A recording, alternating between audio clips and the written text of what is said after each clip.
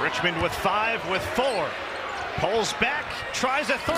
Bullseye! GCU trying to grab its first second half lead. Harrison on the pull-up, gives it to him. Dawes has 3 threes, give him a 4th. Seton Hall's got the lead. Taken by Alexander. Up top, Soriano hammers it home. And a steal. Zach Davis elevates and detonates. Off the Mobo screen. Shot clock to 7. Backs down on a smaller Moore. Rises and hits. Oh, he's got the full array going tonight. It's Cross against Sasser. Forbes leans in for 3. Got it in a foul. A chance for 4. Fisher cut off on the baseline against Newberry. Tries to bounce it, stolen away. Mobo in transition, taking flight and soaring to the rim.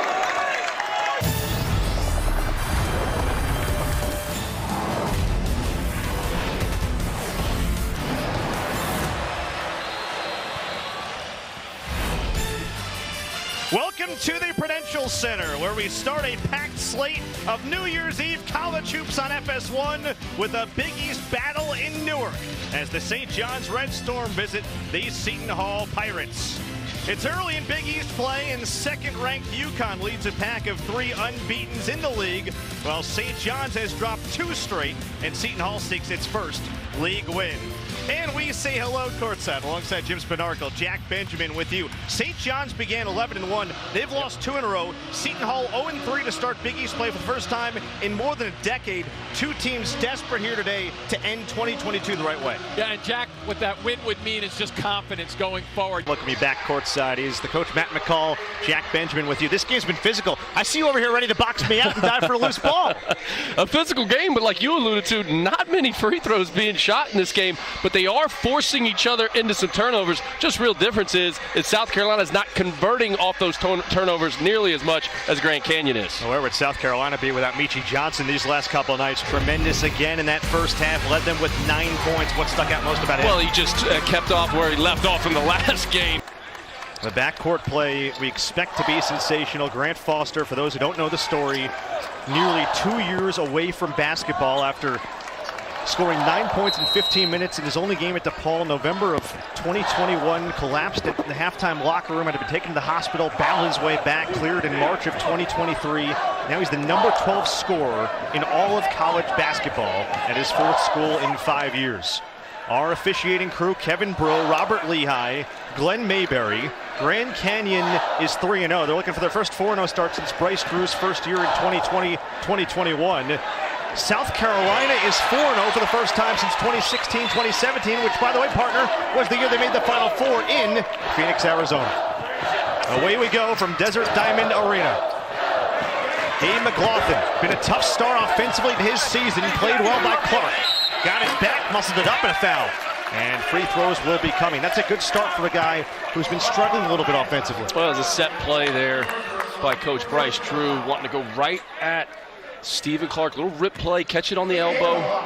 The one thing we don't have to talk about with McLaughlin is he's already become the school's all-time leading rebounder. We had that the other night since they've gone Division I. Yeah, that's at the Division I level. He's got 633 rebounds now as he drops in that first free throw. He's now 4 for 7 on the season. Grand Canyon, for the year, is averaging 31 free throw attempts per game. They've taken 50 more free throws than their opponents. That is certainly something to watch. Can South Carolina guard without fouling? 2-0 edge. Here is Talon Cooper, leader in the SEC in assists. BJ Mack off on a 3. Grant Foster clears. Grand Canyon creases in favor in the WAC. Grant Foster out of control, and Meechie Johnson has it. I love the aggressiveness, though, early of BJ Mack. Got in foul trouble early in the game the other night. Never really got into the flow of the game. It's Mack. Coming off a season low 4 points Friday. Studi is fouled. McLaughlin kind of undercut him. So that'll be his first. Meechie Johnson screaming at BJ Mack, shoot the ball, shoot the ball. He did his job. He got 2 on the ball, coming off the ball screen. He pitched it back to him. He doesn't care he missed his first one. Shoot the next one. Love to see the leadership out of Meechie Johnson. First ever meeting between Grand Canyon and South Carolina. First time that Grand Canyon's put an SEC school since 2014 when they lost by 40 to Kentucky. But that was their second year in Division I. Different story now. Michi Johnson reverse. Too strong. Rebound Duke Brennan. He was really good the other night. Duke Brennan. Physical presence on the inside. Transfer from Arizona State as Ray Harrison probes on the pick and roll. Tough finish in the lane. Preseason player of the year in the conference. Had totaled 12 points through their first couple games. Had 17 in the second half Friday. Michi Johnson backdoor for 2. Back and forth we go with these two guys. Just outstanding scores. Ray Harrison coming off that ball screen and holding his defender and hitting that floater. Harrison for Brennan. Working on Mack in the lane. Puts a shoulder down, no room given, and a 3-second violation. Well, there's the strength of B.J. Mack. That's 6'8", 270 holding his ground. You know, coach uses him in a variety of different ways. They'll play him some at the 5 spot. They'll play him at the 4, put him in pick and pop situations. It's one of the most sought after transfers in the entire country. It just seemed like every single SEC school wanted the big transfer from Wofford. 3 years at Wofford after a year at South Florida. Third school in 5 years.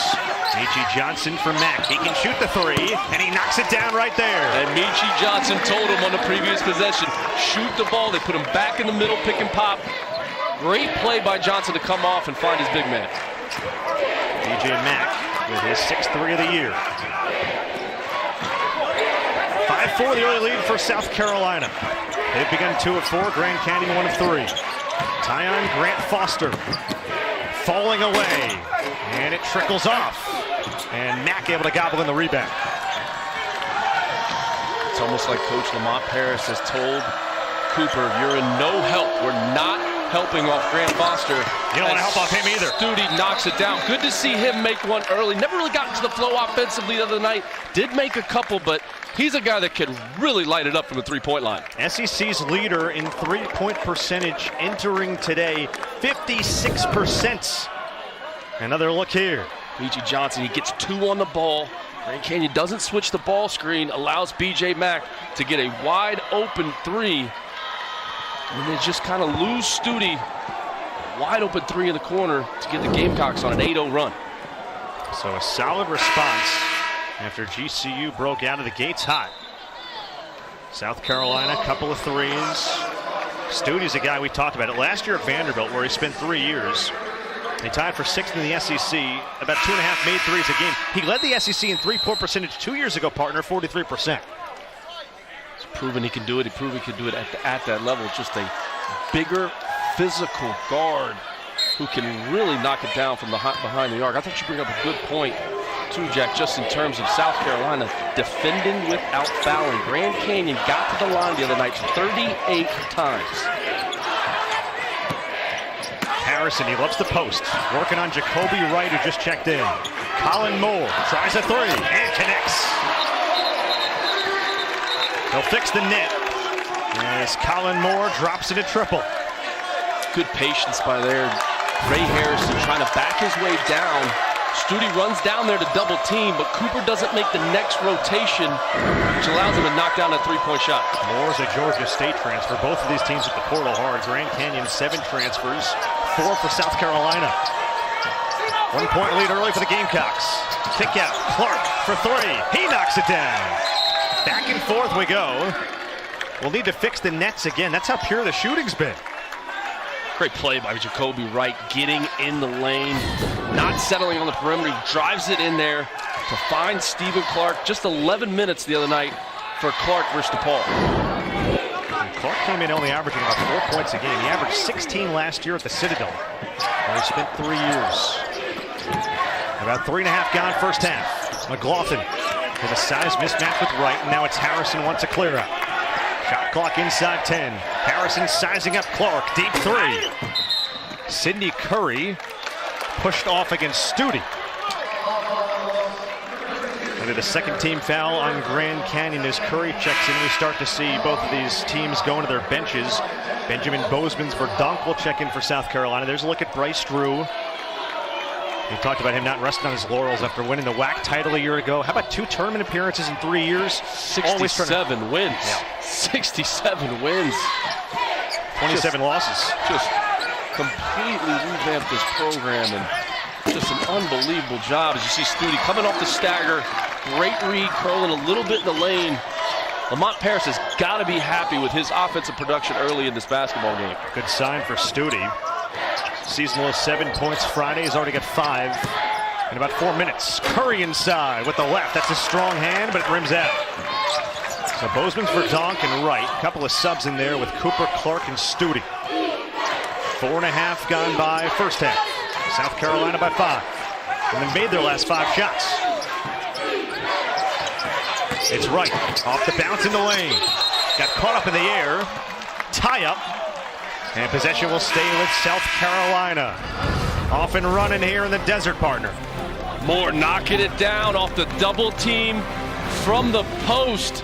We've got ourselves a good one as Jacoby Wright hits the paint and kicks it out to Clark. South Carolina on a run. College basketball on CBS Sports Network is sponsored by AT&T. Connecting changes everything.